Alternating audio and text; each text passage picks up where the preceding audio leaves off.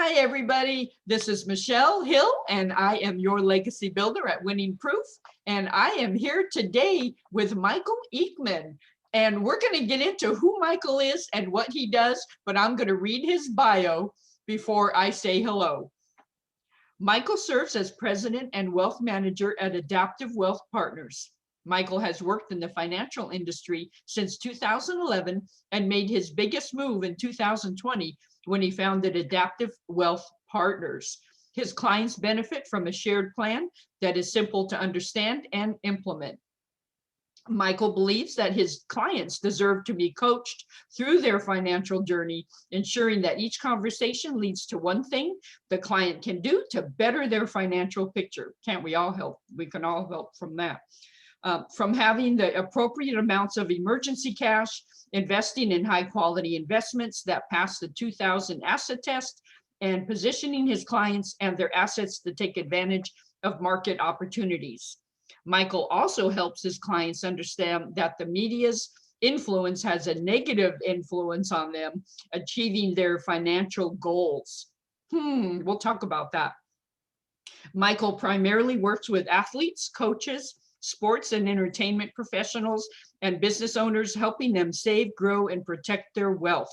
Michael says, just like Simon says, but this Michael says, the greatest skill we have is being adaptive to the needs of those we coach. So, hi, Michael. Good afternoon. Hi, Michelle. Good afternoon. I'm glad to have you here, and we're just going to dive into the deep end, which I say every time. But so you say achieving significant wealth seems like an uphill climb to many, and I'm including me. What would you say are the most important aspects for someone to achieve significant wealth? I mean, I think the first thing that everyone has to do is really define what wealth is. It's not always a dollar amount. Sometimes it's the ability to have freedom in life or to achieve certain things financially. So the piece that I take care of is really the financial side of that picture. Really just working on helping clients save. I think that's the biggest thing that we all forget is that we got to live within our means. And if that means that we're spending, 90% of our income, that's fine. But let's live within our means. Let's be smart about the debt that we take on, and let's invest wisely. Yeah, absolutely. And so many people today are living beyond their means because that little thing called the credit card is so readily accessible that you think you're getting things for free, but by the time you end up paying interest on those things, they end up like 3 times the price of what you bought them for, right? Yeah, absolutely. I mean, if we were to put money on a credit card and not pay it off for 24 months, you're definitely going to pay more than you need to if you were to pay cash for it. But at the same time, as a financial advisor, I think that I have to understand that not everyone's in a position that they don't need to use a credit card, or they don't, they put themselves in a position where they can just pay cash for a car. Some of us need to use debt, and there is ways to use debt wisely. And that's one of the things that we counsel and coach our clients on how to do. Yeah, absolutely. That is so true. And there's a lot of investors go into this whole wealth realm. And if it's new to them, there can be a lot of pitfalls and roadblocks and everything. So what are the 3 top mistakes you see new investors making? Great question, Michelle. I think that the when we look at what we've dealt with over the last 10, 15 years in investments and wealth management, the first mistake is that clients aren't keeping the appropriate amount of emergency cash on hand. Most financial advisors just go tell their clients, hey, invest, invest, invest. And they forget about that important piece, which is that emergency fund to access when a client has an emergency or just needs to have extra money available to them. The second mistake that we see clients making, or investors making in general, is that they're really not putting themselves in a position mentally or financially to take advantage of downturns in the market. It's important to do that because it changes the mentality and lets you attack what the goals are. At the end of the day, you can go out and fulfill your dreams because you were taking advantage of those opportunities. Then the third thing is really that media quote that you talked about is, The media is going to put up as much negative news as they can to keep us entertained and keep us watching the news to drive media ratings. They're not there to help you. They're not a financial advisor. I've never heard Jim Cramer go on his show and say, hey, there's nothing to do today in the market. He's there to drive ratings. The news is there to do the same things. And you need to be the owner and the CEO of your financial plan. Oh man, that is the truth. And a lot of us, and I think especially women sometimes, I'm not sure, but it seems like women give their power to other people and they don't learn about their own financial picture and learn about all the aspects of financial wealth. Have you found that in your practice? Because I know you deal with mostly male athletes, but have you found that women make that mistake as far as giving their power, just not learning anything about it and just trusting somebody else? I don't think that it's necessarily a male or female tendency to do that. A lot of times, as humans, we try to let someone else do what we're not comfortable doing, or we just have no desire to do. And finances are uncomfortable. It's not something that most people enjoy talking about. But I definitely don't think it's male or female driven. It's kind of across the board. We look at it as, my job is to help our clients make better short-term financial decisions. And that allows us to have our clients reach their long-term financial goals. Okay, yeah, and that is very true. I really like how you answered that, because a lot of athletes coming into a whole bunch of wealth, not being raised with a whole bunch of wealth or very little money at all, they're in that same boat. Now you have this huge signing bonus. Now you have this huge salary, and you go from, where's my next meal going to come from sometimes, to I'm rolling in it. And so that's how you help your clients. But how do you help them? What strategies do you use to coach your clients? So a lot of it is setting up a plan that's easy to understand, making sure we have emergency cash, making sure that their investments pass a stress test, and then having cash on the sideline that's available to come in when you need to sub out a player and take advantage of the opportunity with, some special teams that come up. I think that the biggest thing that we can do for our clients is really understand their situation, right? You come into money and you might have had it or you might not have had it, but whether you're an athlete, a business owner, I mean, any 9-to-5 employee, we don't get taught how to manage money well, if at all, in high school, junior high, college. So I think that you have to remember that the foundation has to be there. You've got to look at it and say, hey, what can we do at the basic level and get really, really good at it? And then we can take the next step. And just building on that foundation of skills and having the ability to move forward in life and career and understand that you're going to make mistakes. There's going to be times where life doesn't work out the way that you anticipated it. I mean, if anything showed us last year, talked with a lot of players and agents and coaches, and the answer that they gave me was, why do we need to save? We're never going to be without a season. And then all of a sudden we have a year where seasons get thrown out the window and get moved, and people go another 6 months or 6 weeks without a paycheck. So it's really important to understand that financially we need to set the foundation well, and then we can go and grow from there. Yeah, and that's true. And I did hear stories about the last lockout where, and I'm not sure if it was the NFL or the NBA. I'm not sure, but some of the players were, without salary, and they were mowing lawns and working at fast food restaurants to survive because that very thing you just said. Well, and a lot of times when you're new in any league or any sport, you don't know what questions to ask until you're forced to ask that question. So we've had players come to us through friends and referrals that didn't understand that, hey, at the end of the season, we don't get a paycheck. So they didn't do a good job saving. So we're trying to, work them into a system where they're able to flourish and succeed financially because now they know what questions to ask. Yeah, and how do you deal with an investor, a client who comes to you and is very resistant to learning and just want you to take over the whole thing? How do you guide them and instruct them and educate them? Because you're really teaching them how to fish. You're not just going to do it all for them. Your job is to educate. It is, and to a certain aspect, you're going to get those clients that do come to you and want to learn and want to develop, and you get others that simply aren't interested in it. We don't do a whole lot of work with clients that aren't interested, but people can still take benefit from the work that we do. I feel often when we start working with a prospective client that sometimes there's no vested interest. There's no intent to learn anything. And I think when you start painting that picture of what life can do and what the finances can do before, during, and after your career, I think that that allows the person to become a little bit more interested, a little bit more vested in understanding and learning.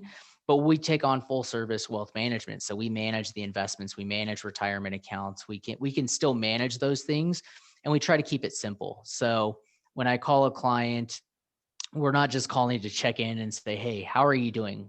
When your advisor does that 3 or 4 times, you stop taking the call and you stop calling them back.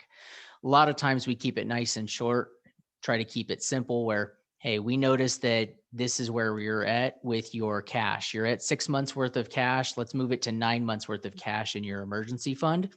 That way, if something comes up, you have a little bit of extra income available or extra cash available to better your situation, get through that lockout, get through, something coming up, an injury, something happening in your family, a family member needs some help. Those types of things are important, but it's always that coaching aspect. Like, when we talk to a client, it's often, looking at their current financial situation, what the market's doing, and then, hey, this is what we need you to do to better your situation. Yeah, yeah, exactly. And I wonder, just on a personal note, what is your favorite thing about working with athletes? Since that is I know you work with everybody, but what is your favorite thing about working with athletes, professional athletes, in your business? Sure. I think the biggest thing for me is that I enjoy working with people who want to be coached. Um, and athletes definitely want to be coached. It's the highest level of the game, the pinnacle of your sport. Um, Decades sometimes of preparation, from being 5, 6 years old playing baseball or basketball, and you're now 15, 20 years later. You want to be coached, but you also want to have that real conversation of, these are life situations that come up. And I find that a lot of advisors that we talk to that also deal with athletes have that same mentality, that they enjoy coaching their clients to be better financially. Yeah, yeah. Now, what do you find when a pro athlete comes to you and says he wants to work with you, he or she wants to work with you? What's the first thing you tell them? What's the very first thing you do? And I know you said emergency fund, but what's the very first thing you tell them? So because they're used to people taking advantage of them. They're used to people, in the industry, unfortunately. So how do you build that credibility with them right out the gate? Well, a lot of it is based on the research that we do. We try to do what we call research-based investing. So this is the situation we're in. This is where similar situations in the past have led us to be. And at the same time, we also just talk about what's their goals. I mean, at the end of the day, it's their financial plan. We can help manage it, but if it's not something that they're ready to take on or they're interested in taking on, there's not really a reason to work with us. And I think that's the biggest thing, is being very honest with clients, that if we're not going to be the right fit, we will absolutely tell you that we aren't. I had a connection that we had that asked me if I did some specific types of investments. And I said, I can, but I'm not the best person for you in that space. So let me go out there and find someone that we could refer over to you that's much better at that, right? You want the specialist for what that client's looking at. And sometimes the specialist is us and sometimes it's not. And I think being honest with the investor, with the client, with the public is the most important thing that we could do. Yeah, absolutely it is. And uh, can you share a success story of an athlete that came to you 20, 21, 22 years old maybe, and you were able to help them? You don't have to mention any names or anything, but just a scenario to give an example of how you can help somebody.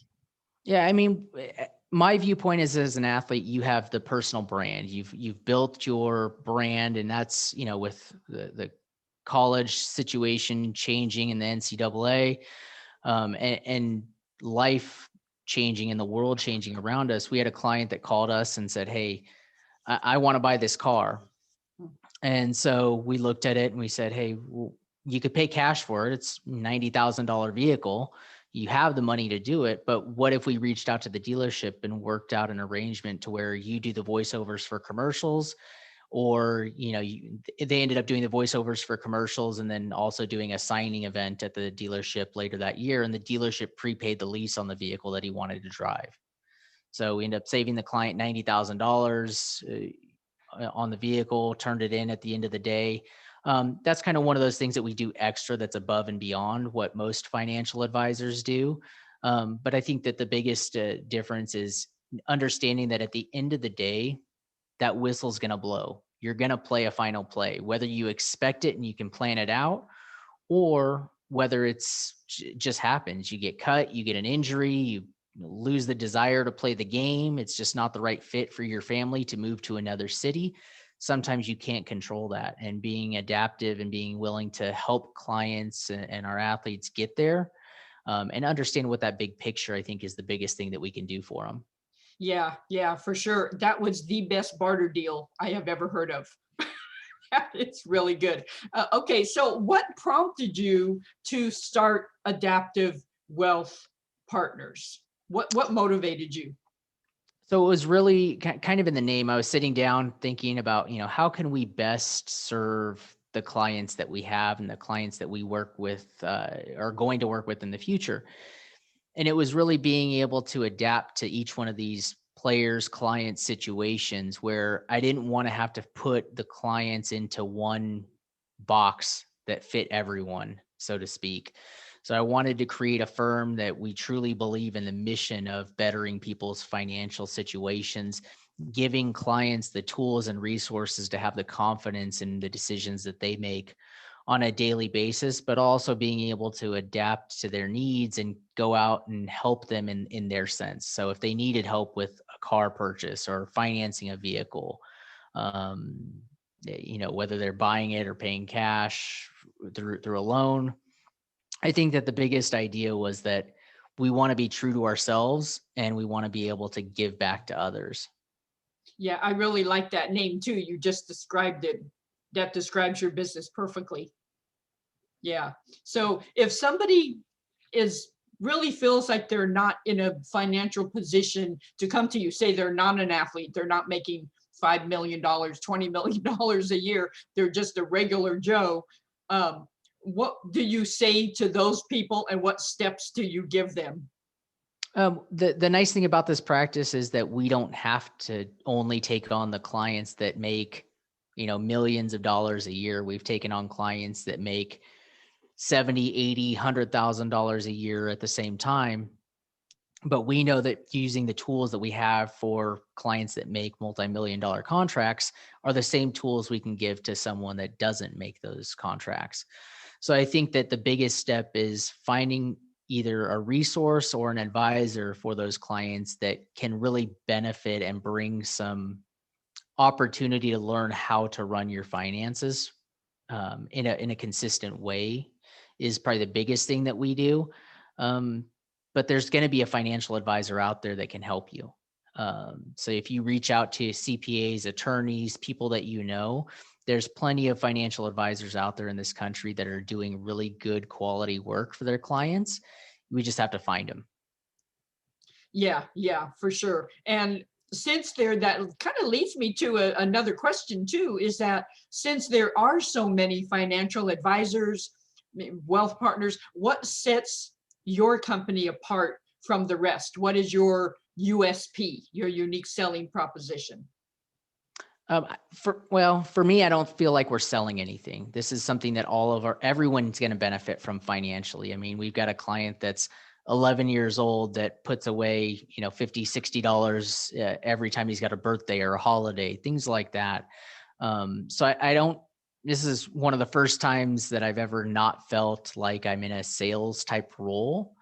Um, so I don't know that we have a unique selling perspective in terms of the selling piece of it. We have a unique perspective in that we have a simple plan. We communicate that plan with our clients. We talk about what's important to our clients. If something's not important to a client, then maybe we need to put it on the back burner and really focus on what they need now in order to get to where they can be in 20 or 30 years. Because if we don't take care of today and we don't make good financial decisions now, they're not going to be successful financially in the future. Yeah, for sure. And my questions keep on coming. So I'm going to ask you another one. Go ahead. What if somebody is 40, 50 years old, they don't have a whole lot saved up, they've behind the eight ball for whatever life circumstances they've experienced? What do you tell those people who maybe are running out of hope, running out of like, it's never going to happen for me, so just throw caution to the wind? What do you tell those people? I tell people like that they need to stay patient. Most investors that have $1 million in their account, when we did the research on it, don't start saving until their early 40s. So Wow. it's okay to not get a head start early in your investment career. It's okay to start later. Starting today is better than starting tomorrow or 6 months from now. Take care of what you can take care of and focus on what you need to do. My situation is I've got 4 wonderful kids, but I know that kids cost an average of $243,000 to not manage, but to help them grow from 0 to 18. So having kids can be expensive. I chose to have them earlier in life. Well, that's going to give me the opportunity to save more later in life when I didn't get a head start on that. I think time can be a beautiful thing for investments and for savings. But at the same time, you've got to understand that not everyone's in a situation where they can start when they're 17, 18, 19, 20 years old. Sometimes we have to take care of life. Sometimes that is a 40, 50, 60-year-old. I mean, we've got a 94-year-old client in our office that we absolutely adore and want to take care of and make sure that they're doing the things that they need to better their situation, better the family situation. I mean, we got 4 or 5 generations of kids that we can help take care of financially by managing their investments. So it's never too late to get started. The only time really it is too late is when you pass away. So anytime up until that, you're good to grow.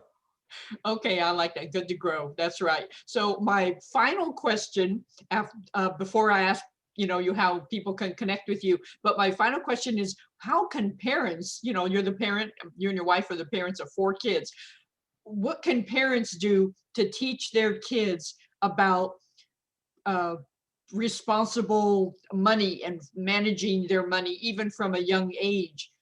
Because that's, like you said earlier, it's not taught in school, so it needs to be. And some of the Dave Ramsey Peace University and stuff, that is in some high schools from what I hear, what I've seen around, but generally it's the parents teaching the kids. So what are your top tips for that?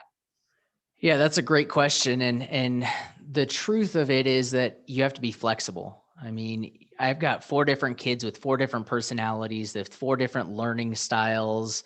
I've got one that's a saver. I've got, one of my younger kids that we turned around the other day. He's like, I have $200 bills. Can you put that in my savings? And as a parent, I'm like, where did you get $200 bills? And he's like, I've just been saving it up and I got it for my birthday and I've been trading it in. And I went to my wife and I was like, where did he get these from? And she's like, yeah, I switched out some $20 bills for him a couple weeks ago. Then I've got a couple other kids that are spenders. So it really is personalizing the advice as a parent to our kids. Talk to them about bills, talk to them about how to write a check, talk to them about how direct deposit works. Um, I the finances in my household growing up were very hidden. I knew that my parents weren't well off. I went to, had some opportunities to go to some schools that looking back, I think my parents were insane to pay for me to go to because I got scholarships and through the church and things like that. But at the same time, it was hidden. It doesn't need to be hidden. I mean, I knew that when money was tight, I knew when money wasn't. And I think that's something that you can explain to your kids, and we can talk to them about real life situations that go on. And I think that there's a coaching and a learning aspect to every situation that you're in. I mean, I was talking to my son.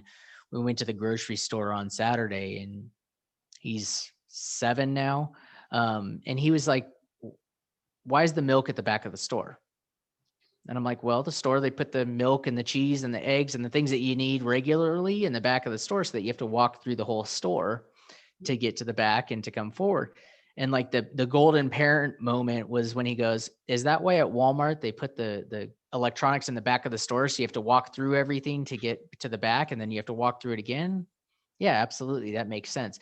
But to be able to put it in their terms, right? This is why you save for that rainy day fund. Do you remember when we had a situation in 2000 where mom and dad had to stay home or lost a job, and we had money in savings to benefit us and to keep paying the bills and keep a roof over your head? But then at the same time, celebrate the successes, right? Celebrate your kids love the success and they love doing things well. And let them know when they did a great job saving some of their money from their birthday money or Christmas or holiday money. And then when they start doing work, you can actually sit down and you could talk to them and say, look, this is the benefit of work and taxes. And just having that open conversation, I think, is the best thing that us as parents can do for our children.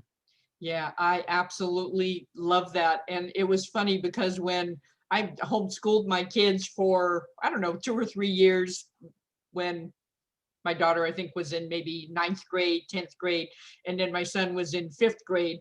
And it was weird because we went to the ATM one day, and I was trying to teach them the same things you're talking about. And I said, well, come here, let me show you how. Oh, mom, I can do it. I've seen you do it a million times. And that still resonates with me because that's how they learn. They see us doing it a million times, and that's how they learn. This is what you do with your money. So I thought that was really a simple but profound lesson for me No, that they're absolutely. watching. Yeah, and you'd be amazed at the things that I guess I shouldn't be amazed anymore because I know that they're always watching. But I always have this mentality as a parent that I don't necessarily want my kids to follow in my footsteps. I want them to walk further than my footsteps allow me to go. Oh, I love that too. And I'm looking at the tree round picture in your background, and it reminds me of, and I don't know if people say this still, but my dad always used to say, yeah, what do we don't have a money tree growing in our backyard. So Yep, the that, tree's barren. You have to put some money onto the tree, and same thing we do with the investments. I mean, you're going to add some fertilizer, you're going to water your investments, you're going to take care of your investments, and my kids are my biggest investment. And to be able to give them a better opportunity at life, I think, is probably every parent's dream. And we've found a way to make that work in our family. that's beautiful. I love that. And if people are piqued by what you've had to say, which I'm sure they are, how can they connect with you on social media? How can they contact you? Yeah, so you can reach us on our website, adaptivewealthpartners.com. You can also contact us by phone number 702-840-2501. And then we're also available by email, social media, Facebook, LinkedIn as well. Okay, that is wonderful. And my very final question is, and I know this is timely, and it's this is going to be played afterward. Who's your pick for the Super Bowl?